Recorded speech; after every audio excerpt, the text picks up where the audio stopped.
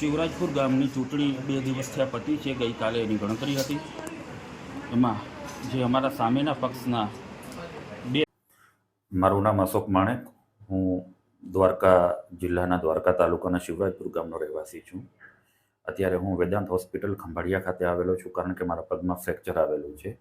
અને ફ્રેક્ચર પાછળનું કારણ એ છે કે મારા ઉપર જીવલેણ હુમલો થયો છે।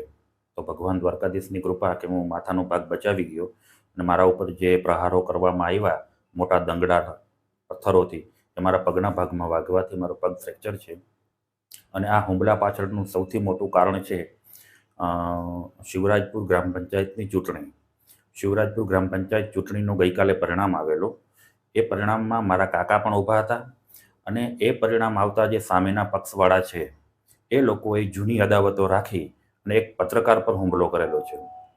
હું પોતે પણ દેવભૂમિ દ્વારકા જિલ્લામાં પત્રકાર તરીકે સેવા આપી રહ્યો છું, અને જો મારા ઉપર એક પત્રકાર ઉપર જો આવો હુમલો થઈ શકતા હોય તો સામાન્ય જનતા ઉપર શું ન થઈ શકે। તો હું લો એન્ડ ઓર્ડરની સિચ્યુએશન જાળવવા માટે દેવભૂમિ દ્વારકા જિલ્લા પોલીસ, વહીવટી શાસન અને સરકારને પણ હું એક અપીલ કરું છું કે મારા ઉપર જે હુમલો થયો છે અને અત્યારે મારો પગ ફ્રેક્ચર છે, તો આવો તો ઘણું થતું હશે કે જેને ભીનું સંકેલી નાખવામાં આવતો હશે। મારા જે કંઈ આરોપીઓ છે, મારા વિરુદ્ધ જે પણ શખ્સો, જે પણ કાવતરો, જે કંઈ ગ્રુપ છે, એ આખા ગ્રુપની ધરપકડ કરવામાં આવે અને એક એવો દાખલો બેસાડવામાં આવે કે આવા શખ્સો કે જે ગુનાહિત ઇતિહાસ ધરાવે છે એ પત્રકાર સામે ખાલી બુરી નજર પણ ન ઉઠાવી શકે। ગુજરાતના ગૃહમંત્રી એકવાર નહીં અનેકવાર બોલી ચૂક્યા છે કે કાયદામાં રહેશો તો ફાયદામાં રહેશો।